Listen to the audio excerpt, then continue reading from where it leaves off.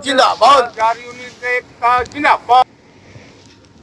केंद्रीय सरकार द्वारा लागू किए गए 4 श्रम कोड कानूनों के विरोध में 10 केंद्रीय ट्रेड यूनियनों ने कल पूरे देश में आम हड़ताल का आह्वान किया है। इसको लेकर आज बनपुर के स्कोप गेट क्षेत्र में केंद्रीय ट्रेड यूनियन के सदस्यों ने एक सभा आयोजित की।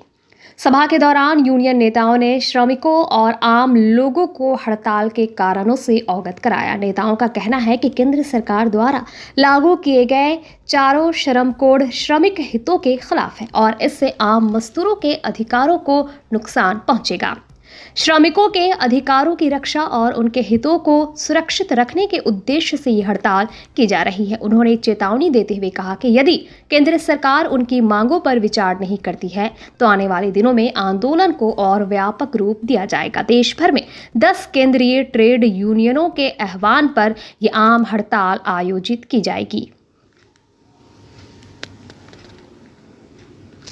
किसी से अनुमति लिए, बिना किसी से बात किए किसी भी वक्त इंडस्ट्री को बंद कर देंगे और देश की जितनी भी बड़ी बड़ी इंडस्ट्रियां हैं, जितनी भी प्रॉफिटेबल इंडस्ट्री है, जितने भी कारखाने नफे में चल रहे हैं, वो बड़े बड़े समाजदारों लोगों के हाथों में भेज दिए जा रहे हैं, उनको प्राइवेट कर दिया जा रहा है और उसकी कोई गारंटी है नहीं है।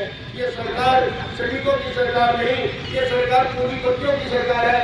ये सरकार ने पूंजीपतियों को लाभ कराने के लिए इसी तरह से यह कानून सोच समझ कर बनाया है कि किस तरह देश की पूरी इंडस्ट्री को खत्म करना है, मजदूरों को असहाय करना है। ये मजदूर विरोधी सरकार है। हम काले कानून का और इस सरकार का इस मंच से हम खुलेआम विरोध करते हैं और आने वाले दिनों में आपसे आग्रह करते हैं कि 12 तारीख को जो हमारी हड़ताल है 12 फरवरी को, उसको आप सफल बनाएं और इस सरकार को एक मुंहतोड़ जवाब दें। उनको पता होना चाहिए कि ये कानून को कोई देश में मान नहीं रहा।